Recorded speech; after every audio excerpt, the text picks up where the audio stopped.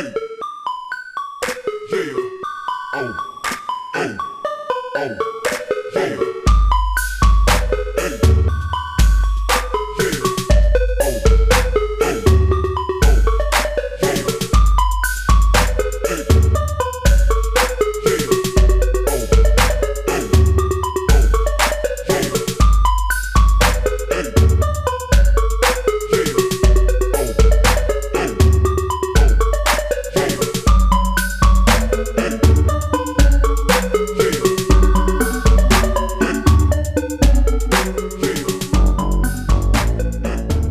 What's up, YouTube? It's your boy Thomas back again with another rendition of Truth Be Told.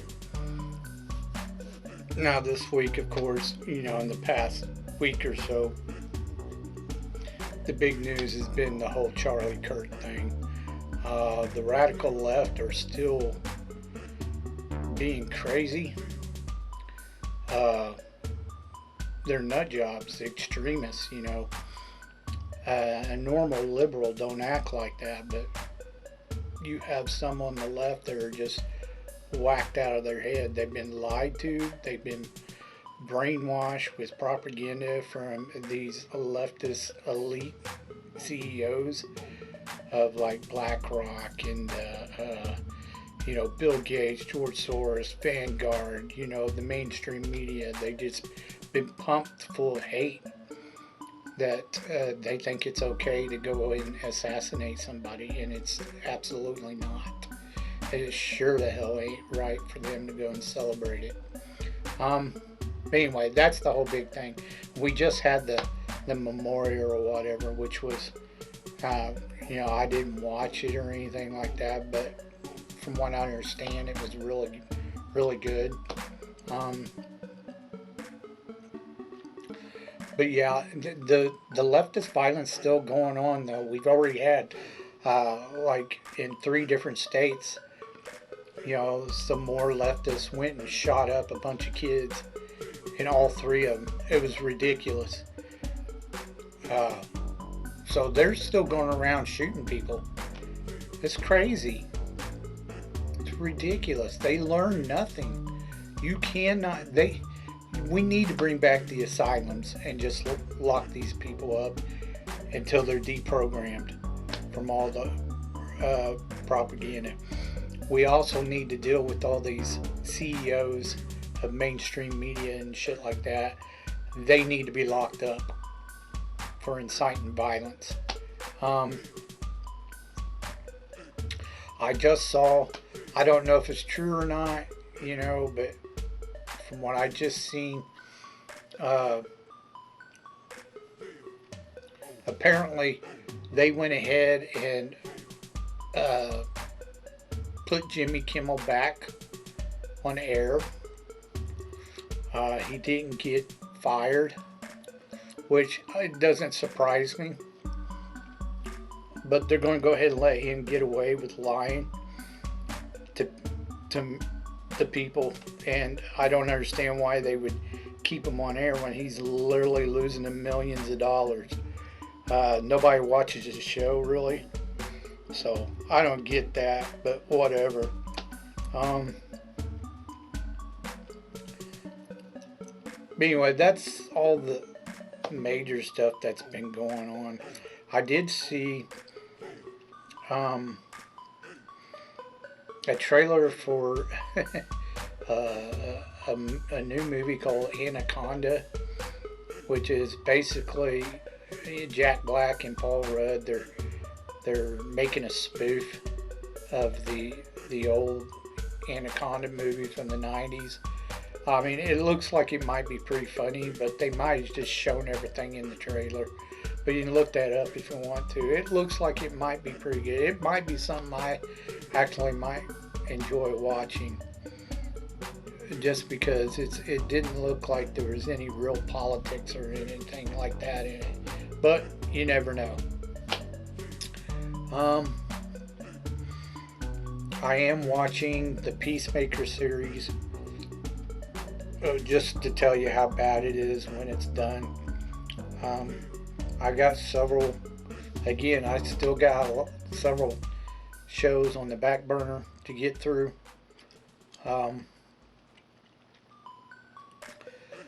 I saw the trailer for the new Star Wars movie with the Mandalorian and Gugu, or whatever the fuck his name is. I don't give a flying fuck how you say it. It's Baby Yoda. That's what it is. It's dumb. But anyway, it's not going to save him. They even bring Sigourney Weaver into it. It's not going to save him. It didn't look that great to me from the trailer. But whatever. Disney sucks. Plain and simple. They're trash. They have been for a long, long time.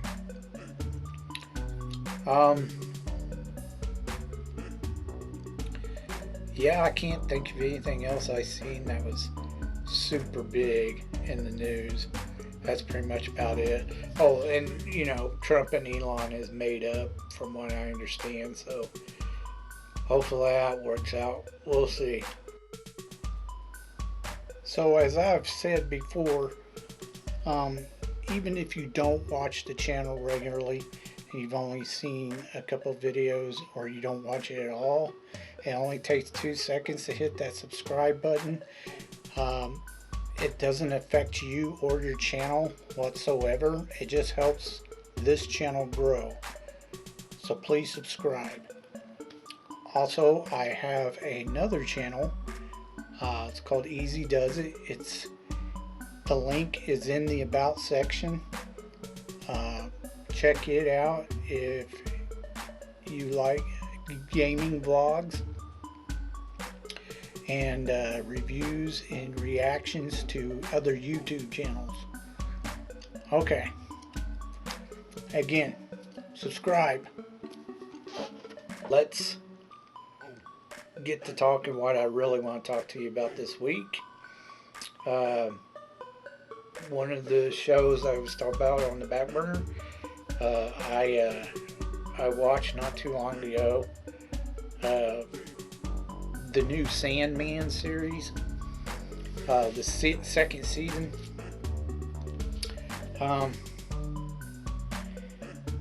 Done by Neil Gaiman or whatever. He's the one who wrote it. But Neil Gaiman is in a lot of controversy because apparently he's been doing some essaying, which doesn't surprise me, the crap that's in this show.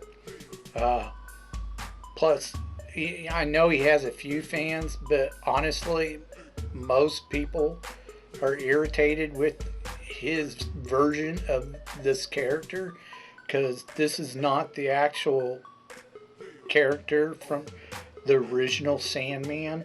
This is a completely different version of him, and it's really woke as fuck. I was just shocked at some of the crap I seen in this show. The first season was, oh my gosh, I was just like, what the fuck is this dumbass shit? It was just weird. It was really weird. Now in this season, he brings back the Nightmare dude, the serial killer, but all of a sudden he's not a serial killer. He's done it right this time, Just get the fuck out of here. Now he's all lovey-dovey and shit.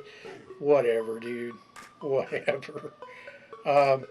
They had to find a way to kill him off because they were ending the show. So he does like this Doctor Who thing. When he dies off, someone else comes in and takes his place and becomes the new Sandman.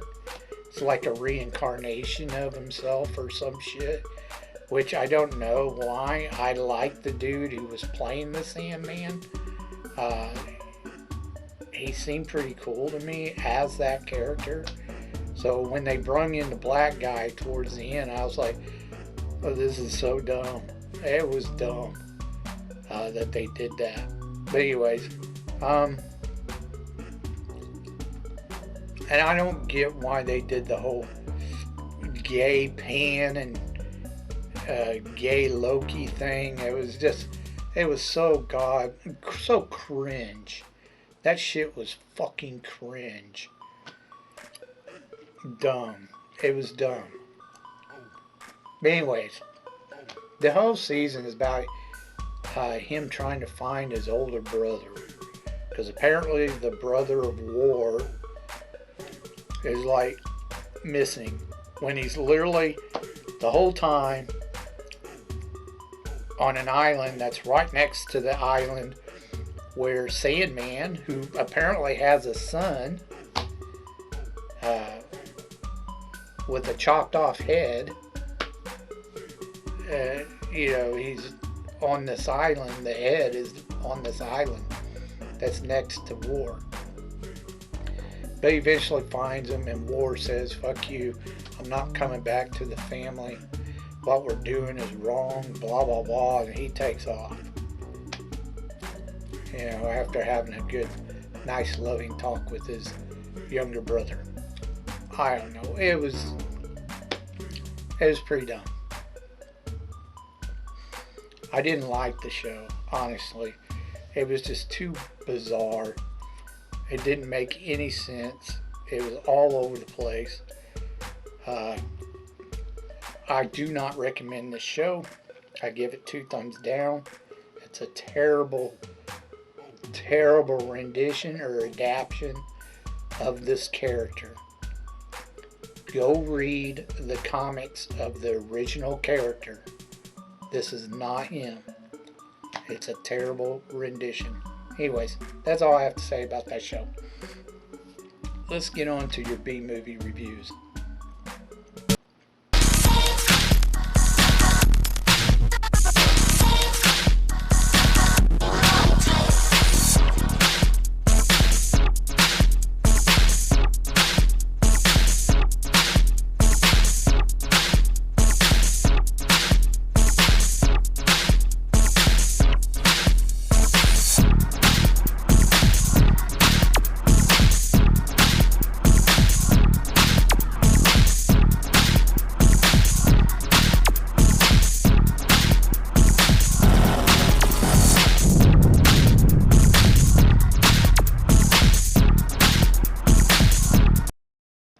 Okay, movie holics.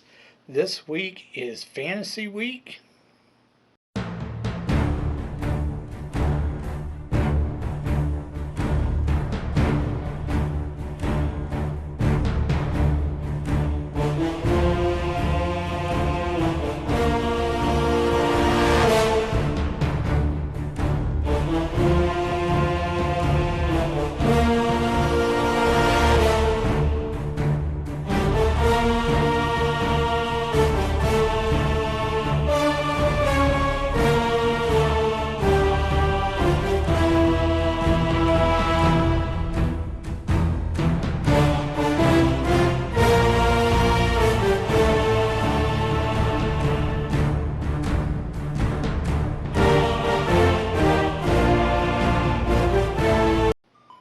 And I chose some fantasy flicks that are from the 2000s or whatever.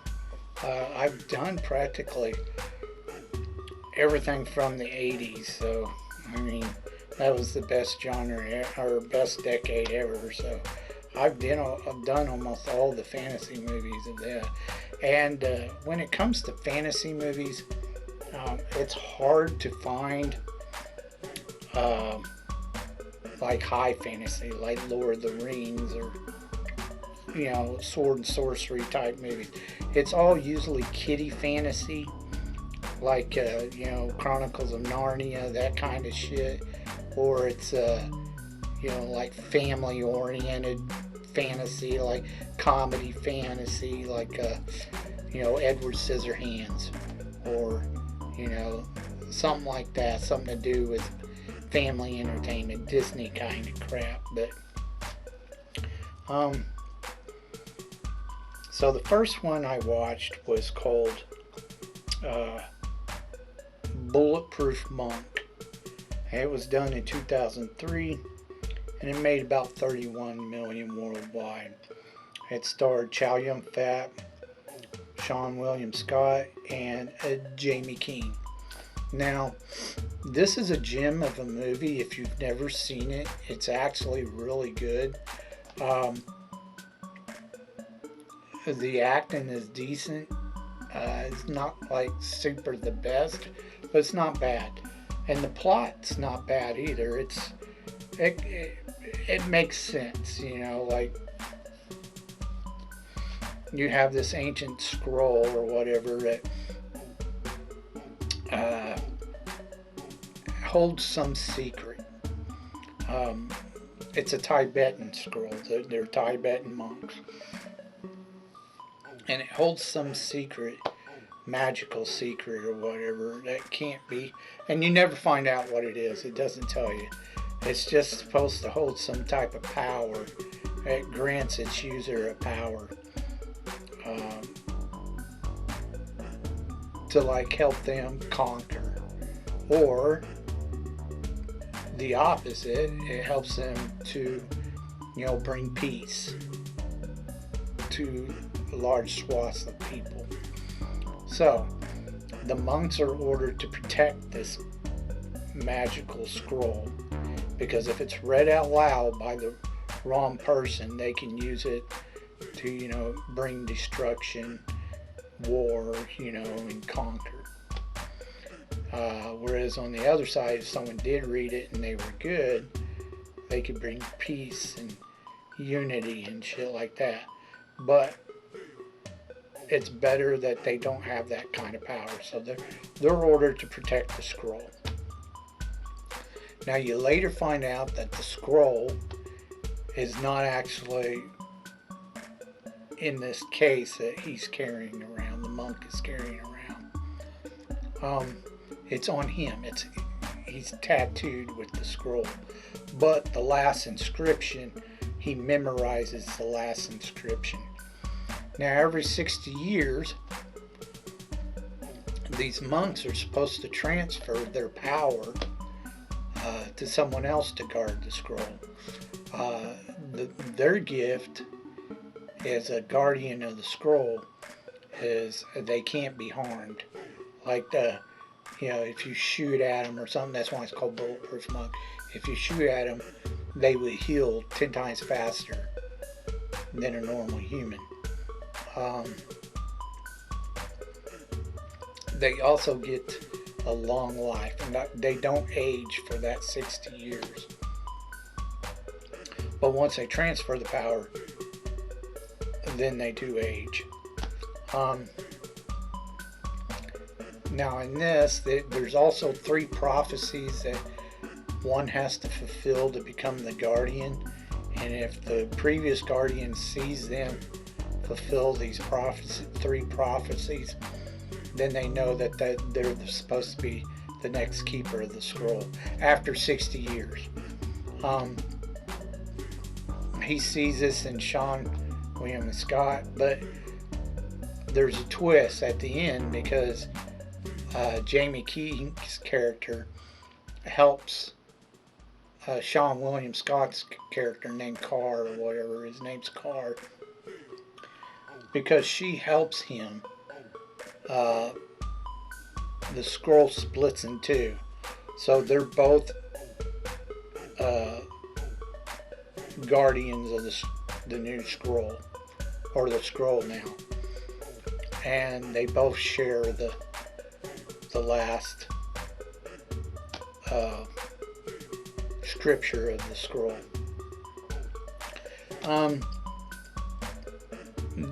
In the movie, they have to defeat a Nazi that's been coming after the monk for 60 years. He wants the scroll, and towards the end he reads most of the scroll, but he doesn't get the last part because the monk memorized it.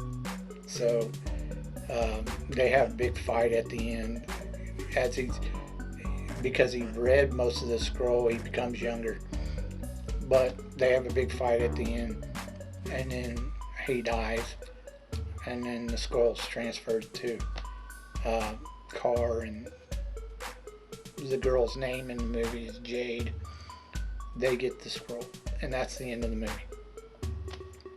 Like I said, it's a pretty good movie. It's a gem. It's you know, I'm surprised that it didn't do as well. I figured it'd do better, but apparently not. I definitely highly recommend this movie if you've not seen it. It's really good. 2 thumbs up. Check it out. Okay. The next one I watched was, of course, Hugh Jackman's Van Helsing, which was done in 2004 and made about 300 million worldwide. I mean, it did really good at the box office, and the audience loved it. It stars Hugh Jackman and Kate Beckinsale. She plays the princess that he fights alongside. Anyways, it's basically, you know, Van Helsing goes around and he's working for a church, like the Catholic Church or whatever, but they're called the Order, and they keep themselves secret so nobody knows who they are. And they gotta go around. They send him on missions to take care of supernatural beings. But he ends up usually killing a bunch of people when he does it. So, like at the very beginning of the movie, he's hunting, you know, Dr. Jekyll and Mr. Hyde. He ends up killing him. And then he's sent on this mission to Transylvania to take care of Dracula. Now, he finds out he's a descendant of, you know, the first werewolf or whatever, named Gabriel, and this descendant, throughout the years, he's been hunting Dracula. You know, he gets reincarnated and he comes after Dracula. But anyway, from what I understand, in the movie, they were once like best of friends when they were both human.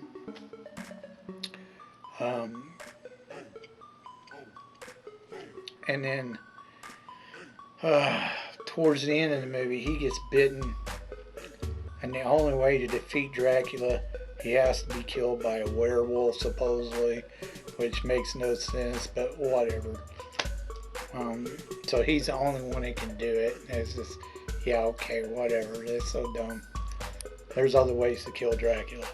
But in this movie, there's no other way. He has to be killed by a werewolf. And in this, there is no cure for lycanthropy, which is, you know, becoming a werewolf. But in this movie, apparently Dracula has a cure. And they use it on Hugh Jackman right at the very end to cure him. Anyways, after he kills Dracula, right? Go figure. Anyways,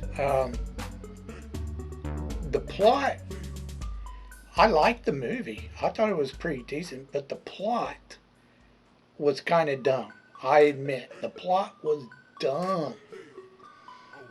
Like, all of a sudden, Dracula wants baby vampires. He's making himself have all these babies with his brides. There's 3 brides, which, you know, Hugh Jackman, Van Helsing, he kills them off one by one. Kills all the brides. Well, except for the last one. The last one's killed by Kate Beckinsale's character. But anyways, yeah. And her brother, it's just her and her brother. They've been fighting Dracula's vampires and shit for hundreds of years in their family. And her brother, at the beginning of the movie, he gets bit. He's the werewolf. But later on, he gets killed by Van Helsing towards the end, and then Van Helsing gets bit by him. So, anyway, anywho, you know, the plot, like I said, is about him wanting to have all these baby vampires, which makes no sense. They're just little winged creatures, and it's kind of dumb. They're like in these egg sacs or whatever, and they need the Frankenstein monster. Yes, that Frankenstein monster created by Dr. Frankenstein. They need him, Dracula needs him in order to give life to his vampire. That, because Frankenstein is undead. He's a dead guy who's been reanimated. So he needs him to reanimate all these dead little vampire bat creatures. It's, like I said, it's kind of dumb. So he needs him. So towards the end, they're fighting Dracula to keep him from trying to reanimate these little vampire bats, which they don't do it. He gets it done, but then they all die anyway because he, as a werewolf, Hugh Jackman kills Dracula. Dumb. It's so dumb. But anyways, yeah, the story was a little lame. I'm not gonna lie. That part, the main plot was kind of lame. It was kind of dumb. But the rest of the movie, I actually enjoyed it. I thought it was pretty good. As like an action fantasy or whatever. It's a dark fantasy, of course. It deals with Dracula, but I thought it was pretty good. Now, Universal had shit set up for them to do some sequels and some offshoots because it did so well. They knew it would. But the main critics, not the audience. The audience wanted more. But the main critics, the corporate motherfuckers, they were all like, oh, fuck the audience. They don't know what they're talking about. It was a terrible movie. And the only part I agree with them on was the CGI. The CGI was pretty over the top. It wasn't really that great. It was okay, but I don't know. They really fucked up some of the CGI. And that whole scene where all the horses are jumping over the bridge or whatever with the carriage from like 100 freaking like a mile away. I mean, it was ridiculous. It's like, no, they couldn't jump that far. That's so dumb. Certain shit like stunts like that were just, the stunt scenes were over the top. You just knew it couldn't be done. But anyways, I still enjoyed the movie. It was cheesy, but I liked it. And so did most of the audience. So why they didn't continue on with this, I don't know. They should have done more, to be honest. They could have made a buttload of money off this franchise if they turned it into a franchise. Now, there was plans on doing a reboot of this movie with Alex Kurtzman in the lead. Thank God they didn't do it, because that motherfucker would have fucked it up and made it woke as shit, because he's a piece of shit. He can't fucking do jack shit right. That's why all his shit fails. Alex Kurtzman's the one who does the new Star Trek, and it sucks bad. Anyways, I enjoyed the movie. You may or may not, if you like some cheese in your movie, you don't mind a little bit of cheese. I mean, it's Hugh Jackman and Kate Beckinsale. I mean, the acting's really good. So, I mean, it's a good movie. I enjoyed it. I highly recommend it. I give it 2 thumbs up. Check it out if you want. Okay, that's all I have for you this week. If you have any thoughts about what I talked about earlier in the video, please leave your thoughts down in the comment section down below. I'd love to hear from you. If you can think of any underrated or B-rated stuff, which is my forte, I like looking for stuff that most people haven't ever heard of or seen and giving reviews on them. If you could think of anything you think I may never even heard of or seen, please leave your suggestions down in the comment section down below, and I'll get to reviewing them as soon as I can. So until then, I told you to be told the truth, and you just been told.